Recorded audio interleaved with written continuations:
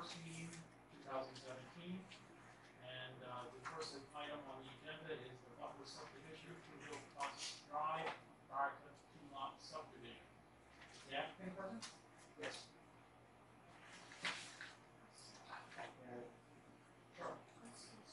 Sure. Yeah.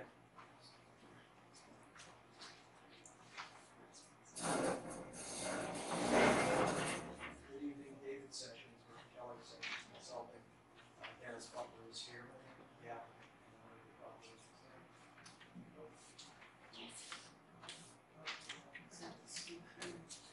Everybody hear him? He could take the microphone. You want one? Oh, the microphone, yeah. Okay. Is there a reason why that one's not on? Yeah, on. Oh, no. No.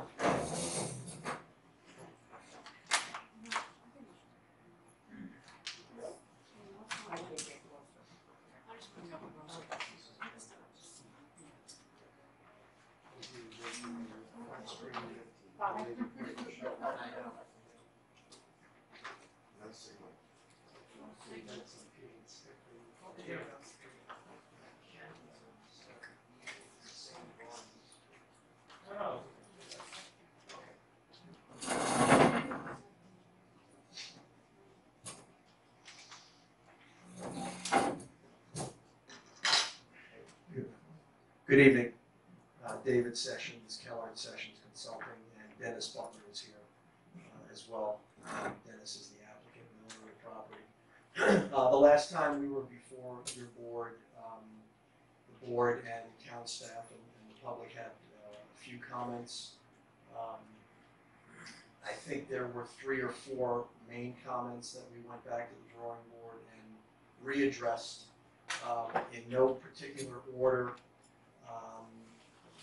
We were asked to further shift the proposed septic system, actually not the primary system, but the expansion system, further to the north, further away from the property line. We brought a plan. Sandy, is it possible to put up one of one? Sorry to do that to you.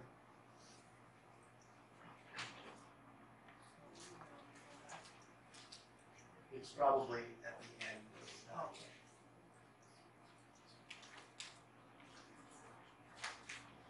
One more? No? There we go. Thank you. What we've done is, okay, music? What we've done is we've put up 3 different designs. The April 10th design up in the upper left-hand corner, the May 17th design, and the June 13th design, June 13th being the most recent, obviously. The darker green represents the primary septic system, the lighter green represents the 100% expansion area. And back in April, you could see where the darker green or the primary was. It was a lot closer to the southern property line. Planning board and some of the neighbors walked the property. We were asked to try to shift, not only shift the septic, primary, and expansion further north away from the property line, but maybe flip them so that the primary is much further over and the expansion is the closest, which is what we've done, or we did back in the May 17th submission. We came before your board, we listened to the public, and we were asked to try to do a little better. We went back to the drawing board and we were able to move the septic a little further to the north. I think it was somewhere around 5 feet or so. And again, this is for the expansion area, which theoretically will never be built. It's the expansion area, as you probably know at this point, is only there to prove out an additional septic system in the event that the primary system fails for whatever reason. So we don't have to take any trees down in the expansion area. All of the tree removal, and really there's only 1 tree located here, which is going to be taken down for the primary. But we were able to shift it further north by a few feet. We can't really shift it any further west or any further north due to setbacks from the proposed house location, due to slopes that the health department will not allow us to put the septic on. And further to the east, there's shallow depth to bedrock. So essentially, this is as good as we can do, and I think the 3 iterations kind of prove that we've tried to work with the board, tried to work with the public, and I think we're in pretty good shape as far as the proximity of the primary away from the property line. And quite frankly, this whole area, if you recall, in the field, with the exception of the one tree, is a wide open field to begin with. So visually, the septic is obviously all underground. Visually, there really will be no difference in the appearance here, other than the one tree removed, and I believe we had to incorporate maybe 2 feet of fill over the entire primary area. That it will still remain as a lawn area or meadow area as it is today. So visually, there's really no change. Sandy, if you could put up 12 of 12, I think it's the one right before this. I'm wrong. That's 10. There we go. One of the other things that the board requested that we present is an aerial of the property and the surrounding properties for a number of reasons. Number one, I think the board was interested in seeing all of the existing driveways, how they relate to the houses that they serve, where they are, obviously, to show the pavement.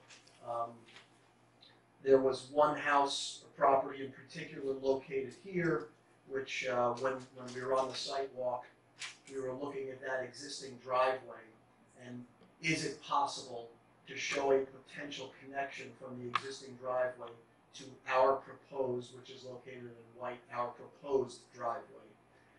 We did our best to try to fake in an area here, and I think we called it potential future driveway connection by others, because we are not proposing that connection. I think the board simply asked us to show if it was possible to make the connection. Certainly the grades are very similar to where we are proposing the grades to be on our driveway and the existing grades of the existing driveway. So as far as a vertical connection, there really is no issue. There's no real cut and fill, and quite frankly, there's not a lot of trees in there either. So we did show that as the board requested. A couple of the other things that the planning board was curious about was there is an existing water course that's located here to the north of Chappaqua Road. And it does extend to the northwest. It is culverted under, forgive me, I'm forgetting the name of this road. This Gordon. Well, that's Gordon. Gordon, thank you. It's culverted under Gordon Road. It continues off to the, actually it flows this way, but it continues off the page. We've also incorporated the 100-foot setback from that regulated water course, and we've also incorporated on this the 100-foot setback from the state wetland system, which is located to the east of Route 100. And again, we're showing Gordon, we're showing all of the houses, we've indicated all of the driveways in white, and clearly we've shown our proposed driveway, our house site, our stormwater treatment area, and the septic area as well. So I'm hopeful that this plan that the board requested satisfied your concern, or curiosity, if it wasn't a concern. So we've included that aerial plan as part of the package, and that's sheet 12 of 12. If you could put up, I believe it's sheet, it's either 1 or 2 of 12. Actually, it's right here. 3 of 12. Oh, that's 10. There we go. Thank you.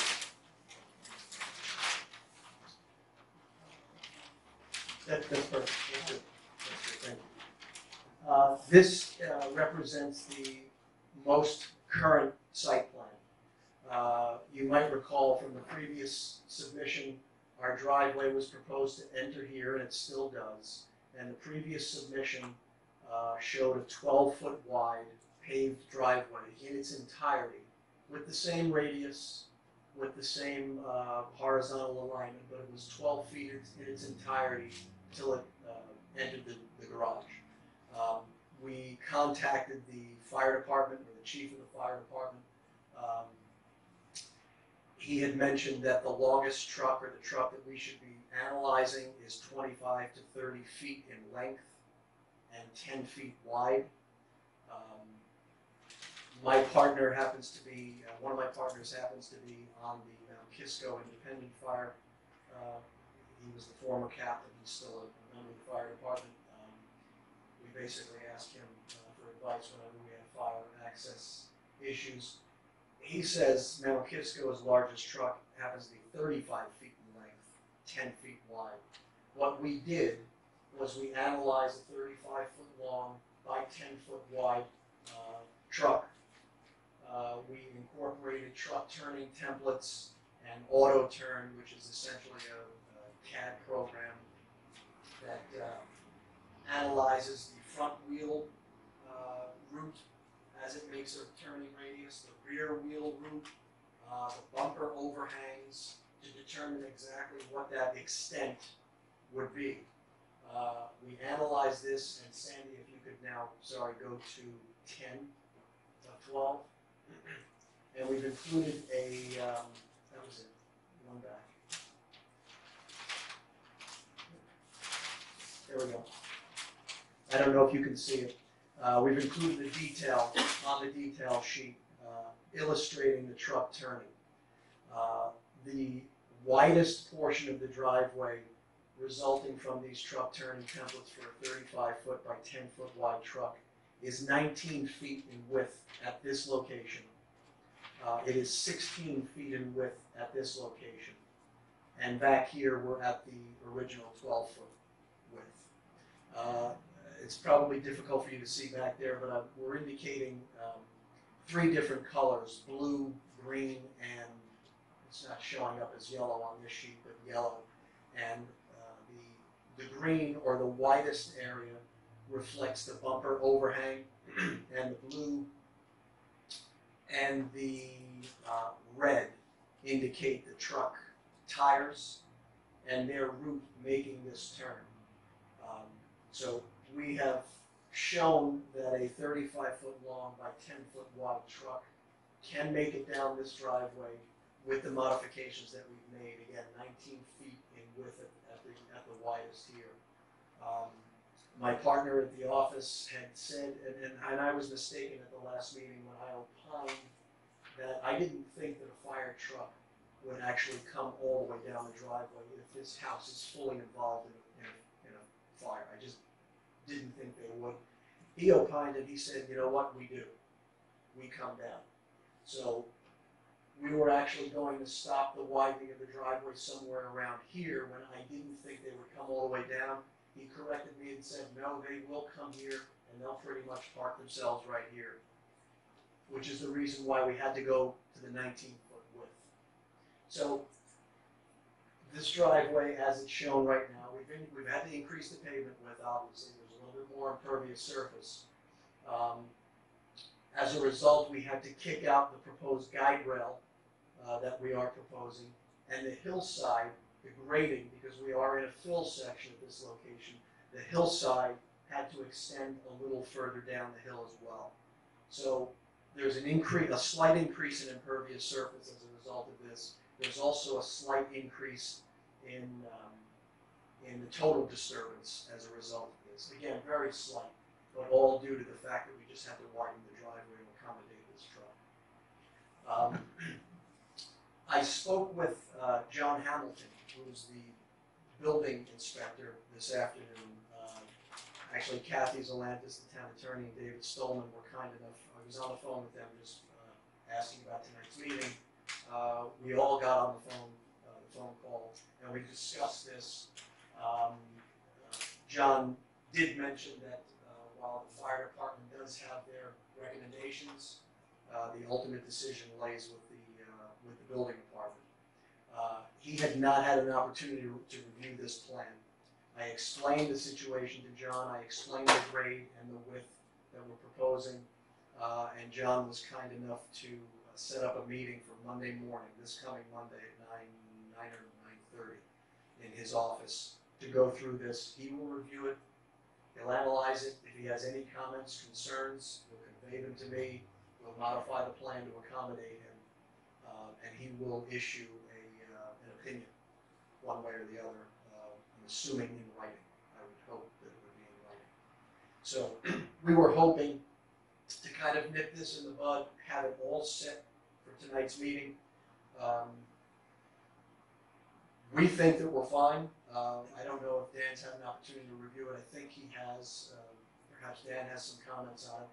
We know that this can work with a 35-foot long truck, but as I'm sure the public would like and the planning board and staff would like, we would like a final decision from the building inspector. So we couldn't get him to look at it any sooner, but Monday's the best we can do.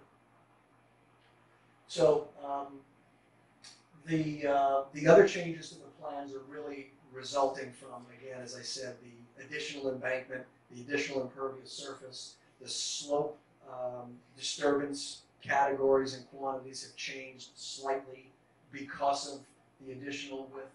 That's all been included in the current plans.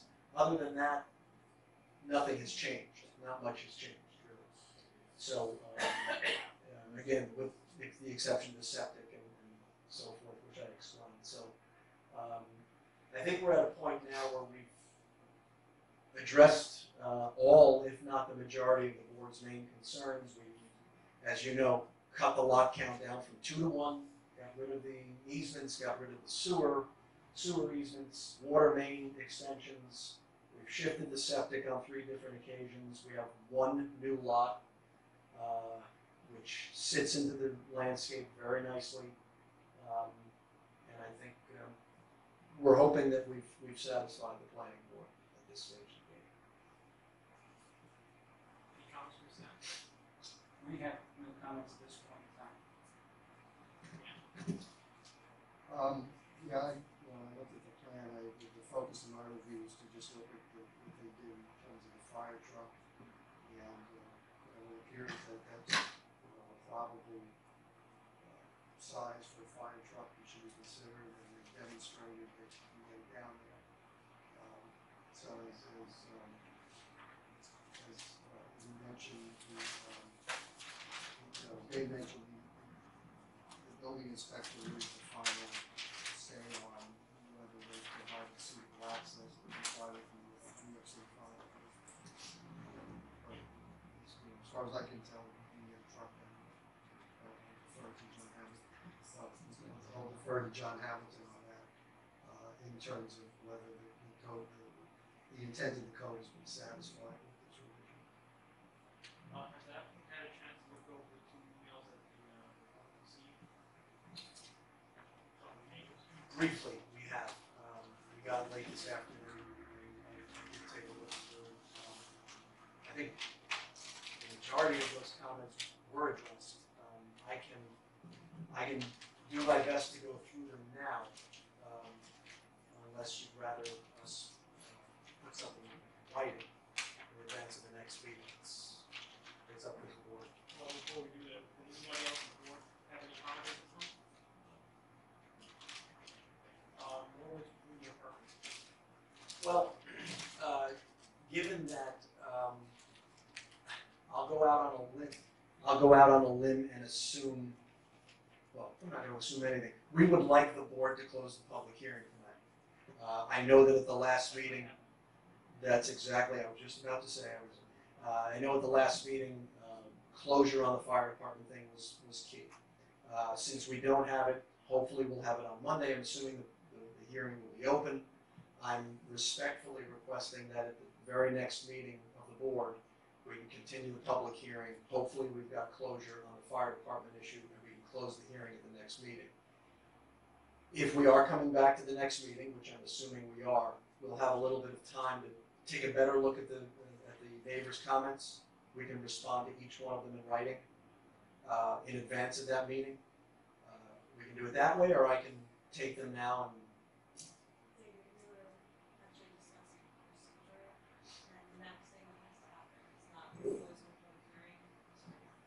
the board has to issue a secret determination. It would have to issue a neg deck, because then you need to go to the zoning board to get variances. There's still an open variance, and then you would come back to this board for site plan approval. Okay, but the hearing would remain open throughout that entire zoning process? I mean, unless you wanted to renotice it, I think it would be in your best interest to just keep it open, because you don't want to go through the whole notice requirement again. So, Well, I'm gonna speak on behalf of Dennis, and please interrupt me, Dennis, if I don't have an issue keeping the hearing open, if the board agrees that we're at a point now where I think we've satisfied the majority, if not all, of the board's main comments, concerns. We've heard the neighbors, we've been cooperative with the neighbors. I'm afraid that additional items will be drummed up, past items will be drummed up if we keep the hearing open. That's my concern. If Well, we- I think that at this point, given the fact that there's still items that you have to address, it really is a moot point in terms of whether more items will be brought up or not.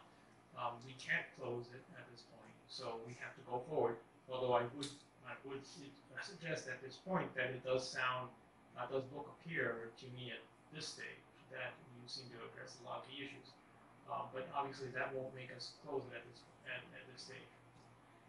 I understand. Now, I noticed that there are members of the public here. Are there any members of the public wishing to comment at this time? Name and use the mic.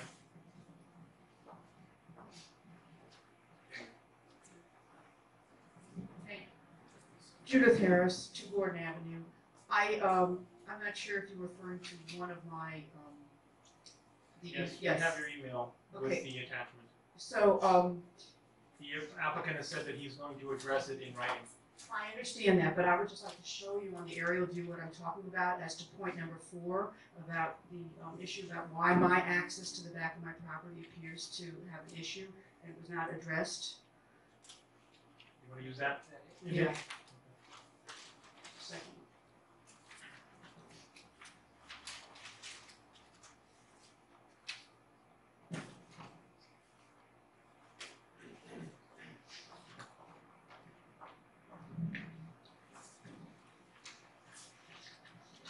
Proposed driveway, and then here, this is the potential future, labeled by the developer, potential future, connection for others. This is Hillcrest. This potential future connection is on the property of, 4 Hillcrest. Okay, all right, let us stop. I think the applicant had already addressed this issue, that he was not planning to build a wall or something blocking you away from getting access from the left side of the screen. Is that what you're concerned about? My concern is this, the back of my property, he's talking about a guardrail, I don't know what the. Well, here he is. took off the guardrail. Is that correct? I don't know what his plan is now, that the new plan of the driveway. He just said it. He took off the guardrail. Well, the guardrail was shifted to accommodate the additional width in the driveway. The guardrail is still there, but we would be connecting, we would be, well, not we, if a connection was ever made by someone other than my client, it would be connecting on the straight section or close to the straight section of the proposed driveway. Where the red line is going right through where your pavement is. Is that what you're describing? Yeah, well, we're showing the connection kind of coming in here. The guardrail doesn't start until about here. So The Miss, guardrail is on Hillcrest. okay, so Ms. Harris, you're concerned exactly where he's pointing, where the guardrail is going to be. Yes, because Okay. that would be blocking my access to my, back of my property on Hillcrest. And the proposed driveway area is on 2 separate private property locations. So I would not have access through that private property location. His guardrail would be blocking my access to the back of my property. His guardrail would be cutting off the paper road at Hillcrest. And that's my objection, and that's in point 4 of my letter. Can you show us where your property is? Forgive me, everybody knows I don't. That's my house. Hillcrest, that's the paper road. The back of my property is on this paper road. This guardrail would be blocking that. This proposed access is on Nancy Ward's property and Scott, I forget his last name's property, Cantor's property. So I would not be getting potential future access through the private property of my neighbors, especially given the fact that this guardrail is cutting off the access to my back of my property at Hillcrest. Well, I think, if I can respond to that? Sure.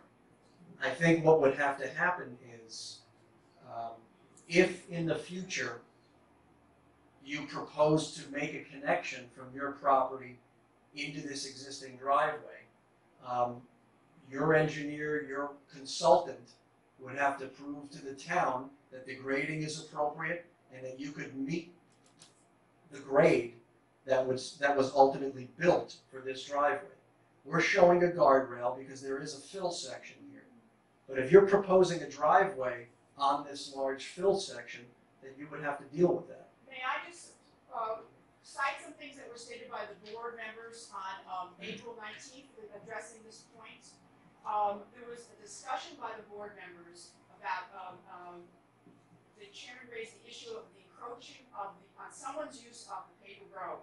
And at that point, that was the initial time when you were asked to explain how the proposed driveway would affect the adjacent properties. And one of the, I made with Mr. Stallman, one of the legal side of the table said that we don't want to have here anything that would affect the rights or extinguish the rights of the neighboring properties. And I believe it was Mr. I'm not sure to pronounce your name, Garcia.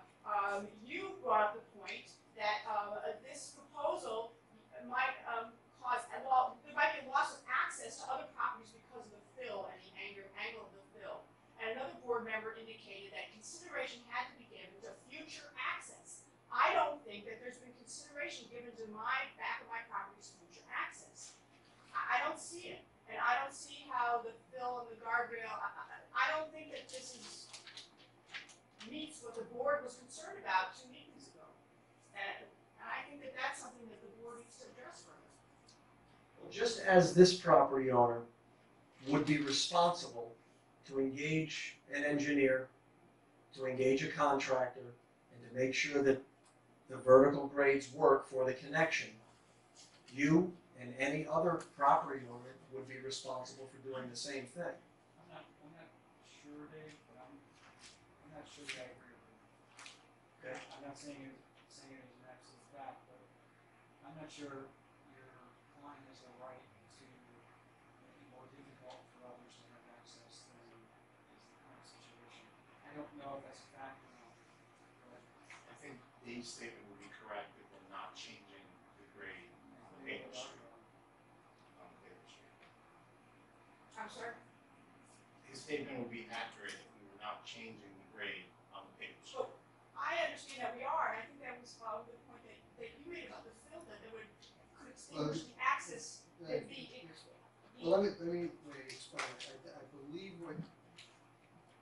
I believe what you were talking about was one of the scenarios we looked at. At one time, we looked at different profiles.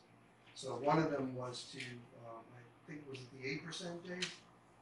We did 10, 12, and 14. Okay, 10. As they flattened the grade of their access, the fill section got bigger. And what I was looking, because we were looking at different answers. So this present driveway slope seemed to be the best balance to achieve access to this property as well as keep the door open to anybody else who needs to connect. Now that being said, if this applicant wasn't before us and you wanted to establish an access to your property, we'd be having the same discussion about slopes. So I think in reality, and maybe you could just do a quick section through this, Dave, but I think what the issue is that, forget that these guys were ever here. If you wanted to get to your property with a 10% grade, they're probably giving you a head start on what you need to do to achieve access.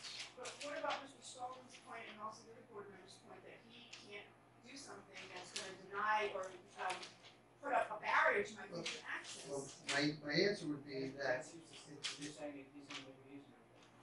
but the point is the the guide rail is, the guide rail would be a temporary impediment that's put there for safety. Because if you don't do it for 30 years, or some subsequent owner does it, and somebody goes off the hill or something, we're just trying to protect somebody using that property. So the real issue is what driveway slope is required for you to safely enter your property, and does the improvements that this applicant is proposing really, would coordinate well with that driveway should you wish to do it in the future. So I think the way we kind of can maybe get out of this is to just figure out how access to your property would work, and then, maybe we just demonstrate that, should you wish to get access, it would be a matter of your contractor, when and if the time comes, pulling the guide rail in, bringing the additional fill, and leveling it off so you could safely access your property. Obviously, I guess you have access on the other side, but if you wanted to, On the other side of what? don't you have a driveway that comes in on the other side? Gordon Avenue. I mean, for your own house. Right. Right. So what I'm saying is, it would appear that the only reason you would want access there would be if you were potentially developing the lot. I don't. Develop the lot, I might want to use it or do something with it to have back access. I mean, it's my property. No, I have the right to understand, access. but to use that as an access was going to require some level of improvement, and I think maybe that's how we answer your question, to demonstrate that, just look at it as a temporary measure, where, just like, the other people on this road built some of the driveway. That was, and it's somewhat of an ad hoc situation because, although this thing was laid out to potentially be a future town highway, that's never going to be the case. So somebody did one piece, this applicant's doing another piece, and, if you wanted to gain access to that back parcel for either improving it as another building lot or just having alternative access, we'd have to have the same discussion as to what's safe and appropriate access to get there. So I think if we can, because I don't think we're gonna do much more than just have a little extension off the profile to show, excuse me, what would be required to get in there. And then I think, make sure that your future access is guaranteed. So that could be addressed, so in the next meeting, is it something that would be? Would it be appropriate to consider a potential condition on approval if we got to that point about removal of the guardrail in the event that the neighbor designed a future access to her property, like something like that? I mean, as a practical matter, I guess, it's not a big deal to pull out a guide rail. I mean, if somebody's building a driveway and has construction equipment, they can yank it out. But it's clear that the driveway is on the paper road, it's not private property. No, it's not his private property, but the thing is, he does have, as you do, have rights of ingress and egress over it. So, if there was something where he's permanently obstructing the right of way that nobody could ever, if he was building a giant concrete wall that would preclude ever, whoever getting in there, that'd be one thing, but, if you were to embark on this improvement, likely what would happen is, the contractor would disassemble the guide rail, pull out the posts and start bringing fill in to achieve an appropriate grade to give you access. So I think that's what we really need to do to answer your concerns, to just make sure that the future access to your property is considered, and that what this applicant is doing dovetails with any future. So what's the mechanism to do that in terms of putting it in writing somewhere? Or having part of the next meeting, I'm not quite sure what the procedure is. Well, I think what I'm asking, and obviously it's up to the board, is to demonstrate that it will work. I guess, if it's determined they want to have some legal instrument in place to ensure that the guide rail comes out at some future date, but I think it is a fairly simple matter to pull that out when and if you ever decide to approve it. But I'll leave that up to others to decide. I'm just looking at just a practical, get me in there, can we do it?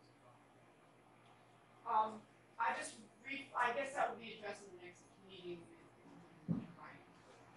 Yeah, and if I can just clarify, because I don't wanna leave any stones unturned here. Dan, if I understand what you're asking, we've got the driveway profile right now that's coming down at 14%. It continues at 14%. We'll show the driveway coming down at 14% and continuing through here until it meets existing grade, plus or minus wherever that meets existing grade. So essentially, if a driveway, and by the way, I'm doing half your engineer's work 13 years from now. No, but if there is a driveway ultimately proposed that does this, I'll show that it can work and can connect with this driveway that will be at 14%. I mean, I know it can work, we'll show it graphically. And then it's just a matter of, in the future, if it's written into the resolution, in the future, if such driveway is ever contemplated, the owner of this property is responsible for removing the guide rail and providing ingress and egress, if the board ultimately approves that site plan. As it is right now, it's too rough and overgrown for you to use it at this point. I understand that, I Oh, I understand. just wanna make sure that you're not in the process of using it. No, but I want, you know, Oh, I in do, terms I of future understand. plans for my property, I want it I to understand. be unencumbered. I agree. And just briefly, the other points to move on, I think 2 meetings ago, in April, the applicant was, requested to, correct and update the, EAF form. To correct and update, thank you, the EAF form and a review of the documents on the website for the board indicates it hasn't been done yet, and I think that that's a legal requirement to have updated the EAF. I think that, We'll make sure that happens. okay, and then the other issue was discussed about the fire access and the emergency access. My understanding at the last meeting was that the fire department was supposed to put something in writing about that. I don't know if there's been any follow-up on that. Do we need the fire department responsibility? Well, what I learned today, and Kathy will pay attention to it as well, is that John Hamilton, who is the love stops with him. He is the guy who says this is safe, no fire protection, whatever, or it's not. Safe is probably the wrong word, but Compliance. compliant. That a fire truck can get to the property, Yes. that's a meeting that they mentioned about. Yes. Well, the other access, I mean, I'm sorry. I don't want to interrupt anybody. No, go ahead. Oh, the other issue though, it is not just access, it's the hydrant, and as I indicated in my letter. I think that, I'm not quite sure whether that hydrant that is, I'm not sure the location of the hydrant, but I don't know if the present location of the hydrant nearest to the property is still close enough for it to service the property in the case of emergency. And that was something that was discussed, I believe, before, I don't know, I think that needs to be followed up. As well as the other issue that was raised 1 or 2 meetings ago about the access for non-emergency vehicles and who's going to pay for services such as road maintenance, snow plow removal, and garbage, and that has not been It's addressed. still pending. Okay, Still pending. thank you, those were my concerns, thank you. You will. Is there any other comments from the public? Yeah, I think so.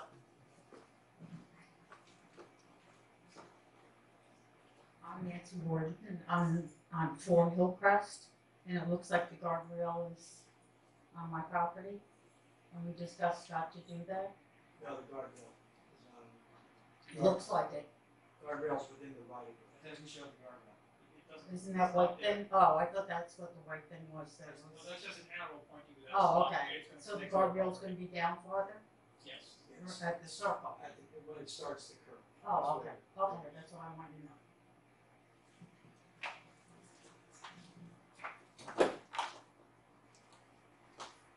Vicky Picosa, 409 Chappaqua Road. The question is, John Hamilton supposedly doesn't come into the picture until after he's given the okay or the approval. How come he has to say about what the fire department requirements are now? So that's part of his job as well. I understand that, but supposedly he doesn't come into the picture because I spoke with him until after. That's part of his job. Okay, and what did the fire department, Briarcliff, actually say about the width of the driveway? Fire department said that the width of the driveway should be 24 feet wide. Okay, I was told 30 feet, but it's not 24 feet, right? No. Okay, so John Hamilton will come ahead and go over what the fire department says and give the okay for this. So we're not going to legal requirements. Like I said, I spoke to John Hamilton a couple of months ago, and he said he does not come into the picture until after approvals are done. John Hamilton explained today that the fire department's role is advisory, and he's ultimately the one that makes the determination about fire safety issues. So he's gonna be meeting and going over the plan, and he's asked to weigh in and review the plan, so he'll make a recommendation to the planning board. I understand that now today, but that's not what I was told 2 months ago. I don't know. I guess all the rules and regulations changed in the last couple of months. No, No, John Hamilton should have been at this meeting tonight. Hasn't attended. You can shake your head, Mr. No, he doesn't have to, what he told you sounds to me like it's actually not contrary to what is just been described. No, it is, because I was told he's not in the picture until after you approve the site plan. Because You've he's been not, talking about the building permit stage? No, I understood what I was said. Every time I come to this meeting, I'm told I don't understand what I heard. Maybe My whole I can thing- explain it, there's two separate things. One is John Hamilton's the building inspector. I know that. So he's the building inspector, so when the plans for the house are submitted, one of his big roles here in the town is to review those plans to make sure they're compliant with the New York State Building Code. Okay. There's another code called the New York State Fire Code. And if this application, one of the key things is it's a subdivision and there's an access road and the fire code speaks to access structures. So his input would be normally down the road on the building, but because of the nature and the discussions we're having on access, John's read of the New York State Fire Code is very important at this stage. All right, so if the New York State Fire Code says that at the turn, it must be 30 feet. It doesn't. And keep in mind, I mean, 30 feet, there's very few roads in this town that are 30 feet. Okay, so And how, in fact, the roads in the vicinity of the At- project, the 30 foot would, a house just burned down up the road from there with the same situation, down to the ground, because the fire truck couldn't get to it. well, this applicant's also putting fire sprinklers in. Doesn't mean a thing. New York State Fire Code, doesn't mean a thing, but there's sprinklers in the house. That just that gives enough time. It does make a difference. Gives enough In time. the New York State Fire Code, if a structure has fire sprinklers in it. Okay, just gives the fire department enough time to get to the house to receive it. Now, can a fire truck turn at the bottom of that driveway? Yeah. What's the width of that driveway? At the end? In the driveway where the garage doors, I guess, are. In that The area. fire truck is not going to approach the garage. Okay, but they need to back out, No, they don't. They back up the driveway the way they came in forward. so they're backing out of that driveway. They're backing out of that driveway. I don't think so. Thank you. You answered my question. any other comments or questions from the public? No? Okay, thank you very much. We'll be seeing you in the next session after you give your responses. Yes, Do we should talk about date for the next meeting, because, we're adjourning this to a date certain, so we don't need to renotice the hearing, and the public should hear one of the reasons. So what time do you have the meeting on Monday? yes. And then, Becky and I have been talking about this, because we really couldn't make the meeting on the fifth anyway. Maybe a tough week for a lot of people Sure. because of July 4th. for a lot of course. We were wondering if the planning board could perhaps meet on the following Tuesday, which is the 11th. July 11th. Yes.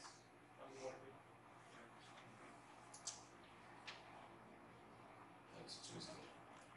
I'm sorry, could you repeat the date of the next meeting? We're not sure yet. We're talking No, about we're dated. potentially July 11th, because the work session is going to be July 5th. That would be a hard meeting for people because of that July 4th vacation week, so we're thinking about the next week, the 11th. Just hard to hear. Sandy has been some. You're the village planning board on Tuesdays. Oh.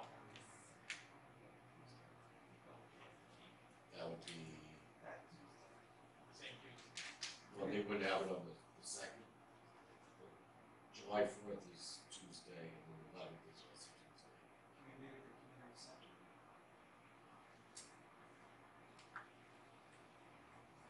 And then the meeting's here, you mean?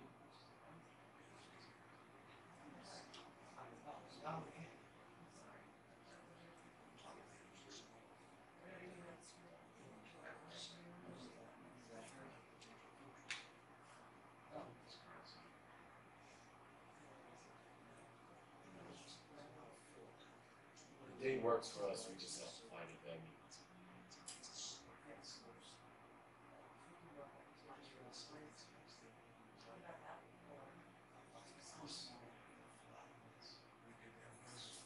There's no passion.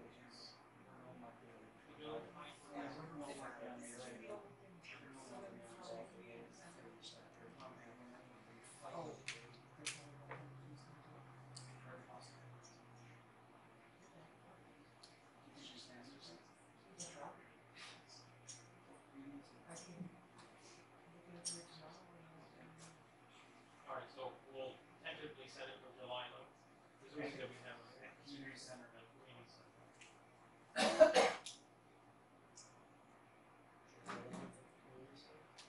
Do you public hear that? Yes. So July 11th at the community center, unless community center's not available.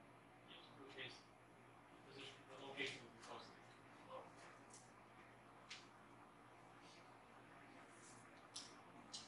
Can I ask a question? What would we be able to find out what happens if we make Mr. Hamilton before then?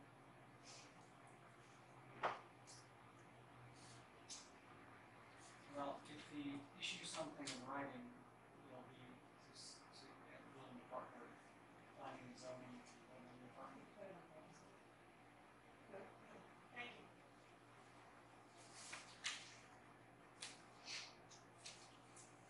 And then the next regularly scheduled meeting after that will be on the 19th. You want to push that out to the 26th then? What's the 26th? For the board? Instead of the 11th date? No, No. no.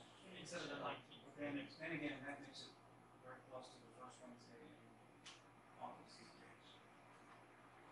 Well, plus we don't have a meeting. Right. Something. July 26th, I'm fine with that, on my schedule, I'm fine as well. We don't know Gareth, so.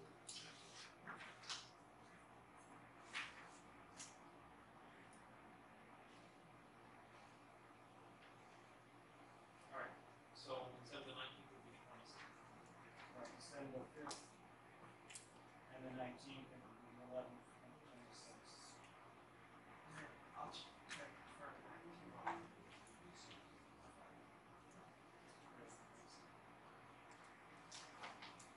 May I ask another question? Is the 26th also for this proposal, or just the 11th for this proposal? It's hard to know. We need to check. Check with the mailing. Okay.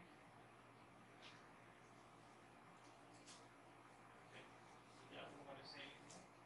No, other than, on the 11th, we will obviously do our homework, we'll present what we have to present in advance of the meeting. On the 11th, we'll be discussing, Kathy Seeker on the 11th. Claire is just, this might be, it would be appropriate for the board to want to draft next deck for the 11th, assuming. Can I ask a question on that plan, on the aerial view, I have to done? So I was just gonna say, assuming that the access, fire issues, or any other really, we leave open the, there are open issues, but a lot of the issues we can, Right, we can, if the fire protection resolves itself, John is satisfied, I can have the get ready for the next meeting on the 11th. If John is not satisfied, or we can't satisfy him for some reason, we won't be able to do it. Okay. Great, thank you. Your question? Excuse me. On this plan, it might be a question to your property line, is this your property line like you know, this? may I have a question? I can't really see that. keep in mind, these property lines are GIS. Is your property line approximately like this? Yes. Okay. And this is. Who owns this little piece of property? Nancy. This little rectangle? Yes, Nancy Gordon over there. Okay, so, and she owns this piece too? She owns this, and this, and I own. Those keys. And this line right here, is this meant to be some type of subdivision of some No, sort? no, or no, it's just what, It's two separate properties. Okay. well, it's all my property. Yeah, it's two separate properties. So, the young lady really owns these three. Okay, thank you. Okay, just, I'm sorry, sorry. So next meeting, if we're okay with the fire department neg deck, then we refer to zoning? Okay. Yes. Board can't issue site plan approval unless you variance. What about the subdivision? I'm sorry, we're at subdivision. This board can't grant subdivision Okay. approval until you get your variance, and then you can come back to this board for subdivision. Okay. I guess it's on us, it's the risk we take to try to get on the zoning board's next agenda after the planning board meeting. We don't have a crystal ball. If you wanted to get on the July zoning board agenda, then you could always adjourn it. Right. You know, but at least this way you can do, the notices will turn in. It'll probably be the July 17th, Monday, it's a Monday. And the submission deadline for that? You know? Well, the subdivision is still open. Even the one, Oh, so we just place ourselves, request to be placed on the agenda and we're on the agenda. And I'm assuming zoning wants to update the plans. yes. Do we need to submit those any particular time in advance of the meeting? Yes, we should. 2 weeks, a day? Okay. So that's July 17th? Yes.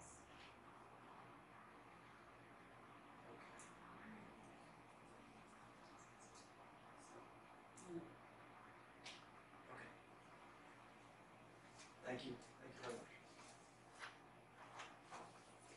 Okay, thank you, Paul. The next item on the agenda is the general practice proposed Hudson and Lake Dwellings. Yes, that's the one that I think proposing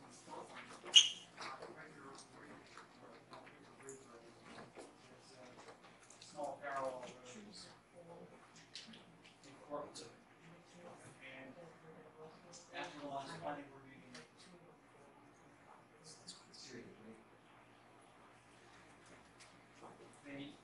you recall that, maybe you don't know perhaps, but, Dana gave me a rather encyclopedic, environmental assessment practice.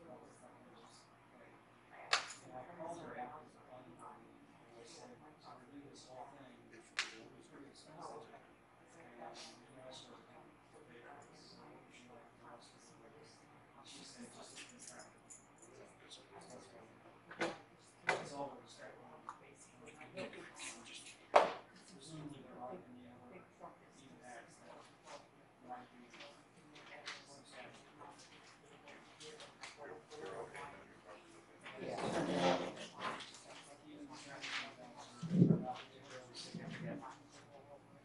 I don't know if you've had a chance to go through this, but the findings, have you read through this or? I read through the book, you should put on the Okay, this is a memorandum we prepared dated May 31st, 2017. And what's being proposed is the reuse of 7 existing buildings comprising 38,516 square feet of space. It would be a 92-bed facility for the residential treatment of patients for drug use. It's anticipated that the facility would have a maximum of 86 employees operating on 4 different shifts for a 24-hour period, 7 days a week. Skipping down, the applicant anticipates that not all employees will arrive in a private vehicle. However, as many as 10 employees per day shift may use a van shuttle to reach the site. There were 2 time periods that were analyzed: a weekday morning, 7:45 a.m. to 8:45 a.m. period, and a weekday afternoon, which would be 4:30 p.m. to 5:30 p.m. And in the morning, during that peak hour, it's anticipated that there will be 52 vehicle trips, and during the weekday afternoon peak hour, the same number is anticipated. I'm sorry, 52 in the morning and 75 in the afternoon. The site generated traffic in the morning would be 17 vehicle trips, and on a weekday afternoon, 26 vehicle trips. The report indicates that the clients will not be able to drive. These will be the patients. Maximum of 20% of the facility's clients may receive visitors on weekends. So the estimated visitation is limited. When a client arrives for a stay at the facility, he's picked up and dropped off at his home or at a nearby train station. The clients will not be permitted to drive to and from the facility, and clients will remain at the facility for an extended period of time. There would be 4 shifts. As I mentioned, there would be 4 shifts of employees, and many employees would arrive and leave via a shuttle van, and we assume that the shuttle van would be to and from the train station and or nearby bus stops.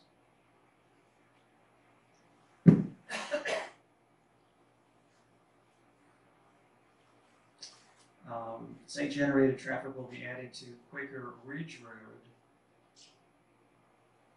with approximately 17 trips and 26 trips added to that road during the weekday morning and weekday afternoon peak hours respectively, generated by the project. Can I ask a question right there? Yeah. Is that Quaker Ridge Road in the town of Ossining, or Quaker Ridge Road in the next? In the town of Coral. On their side of the road. Right. If my On memory, their side of their, if on my that memory, line, yeah, if my memory serves me the border. correctly, Quaker Ridge Road, I don't believe comes down into the town of Austin.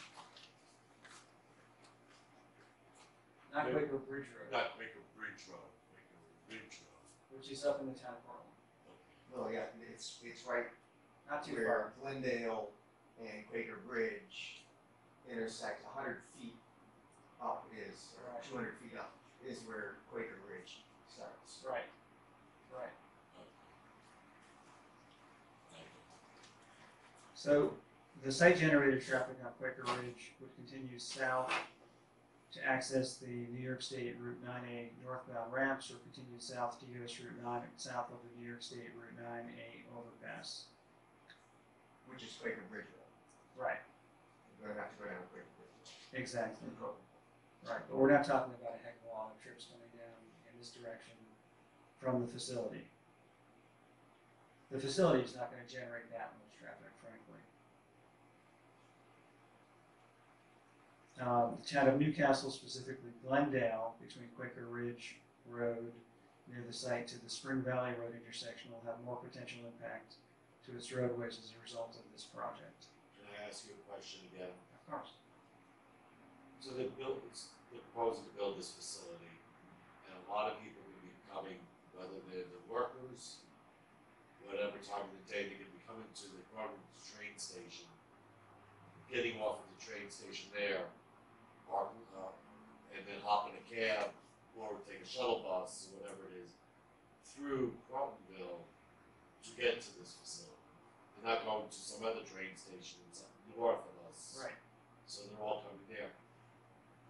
If I'm a visitor and I'm driving to this place, I'm going on 9 and 9A towards Croton, and going through Crotonville, driving through one of the roads to get to this facility.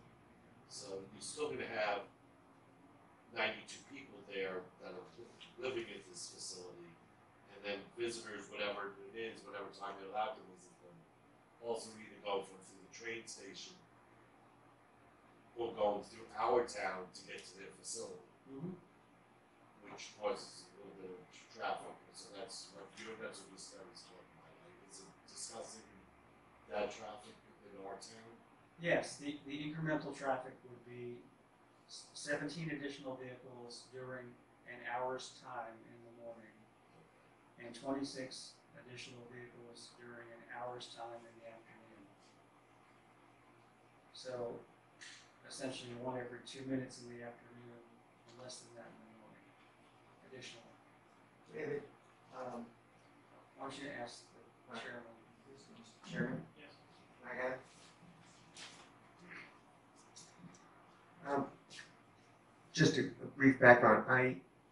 I have had as a family experience to be at one of these centers, and there's a huge amount of visitation beyond the 20%. It comes in all the programming that they do with visitor groups, focus groups. It's a thriving community. So I wonder if part of the analysis has actually had direct input from facilities operations managers of similar size facilities, or facilities that are maybe 2 or 3 times the size, because that's also one of the slippery slopes that we face if this goes forward. Can someone answer that question? Yeah, I'm probably the only one who could answer it, and I don't know the answer. I could go back and look at the traffic study to see if they are using any data from other facilities, or whether they got the data right out of the book. I could get that answer. Yeah, I think that would be significant, because I even had difficulty finding a parking space on the campus of such a facility. It's not 20%, it's not 17. There are all the maintenance vehicles and the garbage vehicles and all the other service vehicles and repair vehicles, and I don't know where. There's got to be a model, just like you have as architects and planners. There are models that address impact, and I think that should be something that's submitted as part of this. Do we have anywhere what the program would be at the location? I'll have to go back to we looked at their traffic analysis without looking at the rest of the document in great detail. I'm sure we glanced at the programs, but I can't really explain what programs there would be there, but I can get that answer for you as well. It would seem that the traffic study would probably be presuming certain types of programs, and it's an Sure. interesting point to know what the program would be. I can get that information for you. David, I'd like to make a point, actually get an answer from Mark's comments. A lot of traffic probably coming from other areas. The clientele, so to speak, isn't necessarily just asking. I would guess that a lot are gonna come up with the Deconic in Spring Valley Road and Dale, Glendale. I don't think the bulk is gonna be Constant Park. And anybody who wants to get on 9A, they're gonna shoot over on Glendale and up Hawks and get on 9A with the current going. And in terms of the shuttle, I don't know if it's shorter to come up out on 129, come over the bridge and come up from Brook. There's less turns, less lights and everything else, as opposed to taking a shuttle bus up 9A and you go over. The only point I'm saying, this is kind of like a hub in the center of a radius. There are a lot of other areas where traffic is coming through. Right. So I don't think it should be construed that this is coming through Golden. That all of that traffic was coming through Garden. I think you're right. I think you're absolutely right. By the way, do we know what other facilities similar to this are operating now here? Because I know the opioid epidemic is becoming. Sure. I'm not familiar with other facilities, personally. So are we taking the developer's for applicant's representation of information or fact, as fact? Not necessarily. I'm gonna go back and check through the information, try to determine whether the 20% is reasonable. Amend this to say that certain of the site generated traffic will travel through Crotonville, but not 100% of it. I'm gonna go back and sort of check through the data that surrounds the traffic study to determine whether it's reasonable. But what the conclusion is, and the traffic study was done properly, but I guess it's sort of the inputs that we're going to check on. And they basically are saying that the roads out there are operating at level of service A, which is the best free-flowing level of service. And based upon the traffic analysis, the roads will continue to operate, roads and intersections will continue to operate at level of service A. So we'll go back and see if we can confirm that conclusion or not. Does the board think of anything else we need to ask about this property? By the way, did you give your name before this? No. I'm Jim Levis, Levis, and I'm from 35 Quaker Bridge Road, Ossining. Could I ask one more question? The weight limit issue. Aren't they 5 tons on our roads now?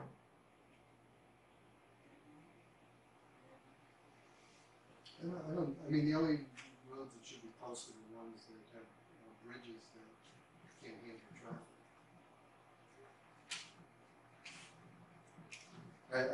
I guess I'm not sure if we've, posted any roads. Some communities do that just to keep trucks out, but ultimately you need deliveries.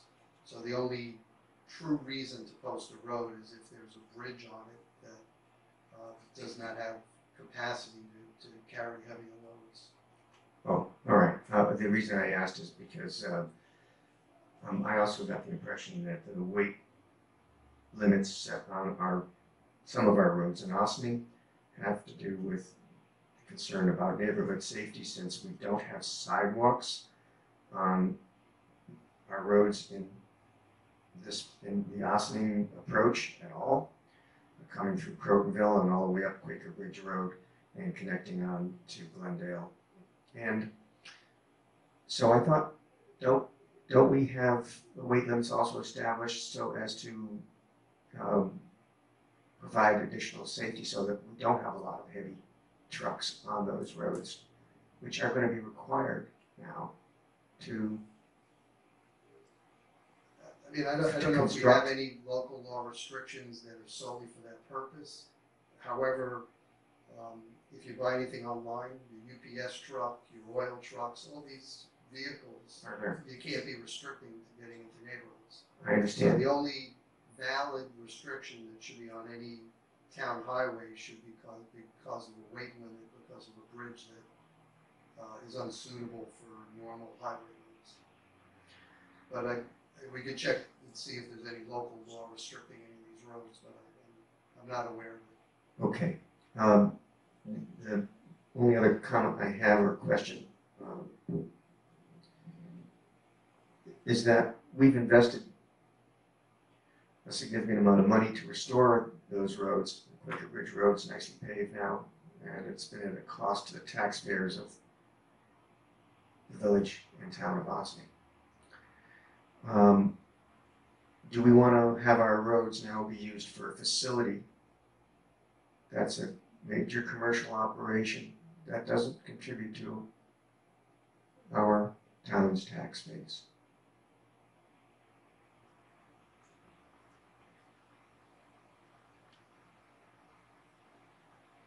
I'm not sure we can actually make a decision based on that. It's like, I don't know, legally, First off, just look at some context. We're gonna get back to the town board with respect to this, and the town board asked for our opinion, and they're gonna choose to either comment to Lieutenant Portland or not comment to Lieutenant Portland. So, it's a matter of whether this board wants to opine on that subject to the town board. Well, the volume of heavy traffic for this is gonna be a large facility with a lot of construction and a lot of, services that require certainly heavier equipment than with the residential aspects of our community. And, I would just submit to the planning board that to the extent that they have the authority or the role of responsibility, that they would comment about the amount of additional heavy traffic on sidewalkless, winding residential neighborhoods. Jimmy, are you talking about construction work? Starting with construction equipment. Sure. But not limited to that. Thank you for your comments. Okay, nothing else on the agenda except the minutes. So, moving right along, have we had a chance to read the minutes? Comments on the, board? I have some comments. I read them. So for the, what's the first one? April 19th? April 19th minutes. No comments? Do I have a motion to, accept these minutes? Unanimous? On the May 3rd minutes? Comments? Do I make a motion to accept? Unanimous? May 17th minutes? Comments? Okay, motion? Thank you. Unanimous? And we have dates for the next meeting. Any other businesses before the board?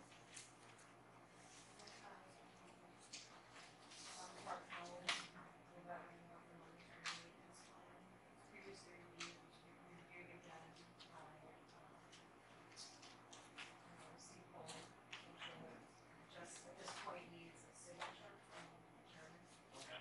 and then the building inspector. They just need this as a requirement before we can, this is one of the conditions before we can then sign the site plan. So they're trying to, the other condition that I've worked on this week was finalizing the bond language. We have to file a bond for $88,000 for the wetlands fencing. So that's in the process of getting done, and then I think they should be soon in a position where, You can, all the conditions would have been met for you to sign the site plan, but David's also reviewing. And yes, we've got a set of big roll of drawings we're reviewing at the office. Dan's got a roll of drawings he's reviewing as well. So we're trying to see if all the conditions have been met. That would be prerequisite to you signing the drawings. Very good. Okay, thank you. they did, just another thing we did, We finalized the escrow agreement for the do not block the box, and they submitted a $9,000 check to the town, so the town has that in escrow, and that was all done also. I mean, you know that all that construction that was recently occurring near their park wasn't anything to do with them? I don't think so, because they, because they don't have approvals from New York State DOT. Yeah, they're fixing the big drain culvert on 134. We're talking about the work that's just west of, Yeah. Doing the pre-work, before they replace the big, concrete culvert. Relocating the